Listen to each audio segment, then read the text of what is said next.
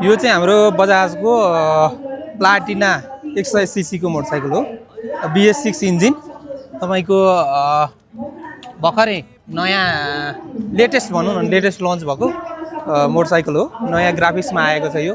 हाम्रो अहिलेसम्मको हाम्रो कन्सेप्ट चाहिँ के छ भनेदेखि तपाईको यसको फुल ट्याङ्क भयो भनेदेखि 800 किलोमिटर प्लस चाहिँ हामीले यसलाई कुदाउन सक्छौँ, अथवा यसको माइलेज चाहिँ सबभन्दा राम्रो माइलेज दिने बाइक हो भन्ने हाम्रो चाहिँ हो। यो चाहिँ काठमाडौँमा भन्दा पनि जहाँ चाहिँ तराई क्षेत्रमा थोरै खर्चमा चाहिँ थोरै तेल हालेर चाहिँ तपाईको धेरै लामो किलोमिटरसम्म कुदाउन सकिन्छ भन्ने कुरा हो। त्यसरी हाम्रो स्लोगन पनि यो चाहिँ पेट्रोल चाहिँ सुँगाए पुग्छ भनेर भन्ने हाम्रो हो।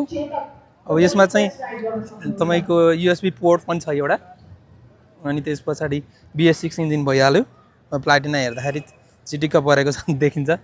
अर्को रातो कालो ग्राफिक्समा पनि छ, एउटा त यही नै भइहाल्यो यहाँ नेपालमा आएको भनेको। अहिले चाहिँ लेटेस्ट हो, सायद अब यसको प्राइस 2,49,900 हुन्छ होला। तराई क्षेत्रमा चाहिँ म्याक्सिमम जाने मोटरसाइकल हो।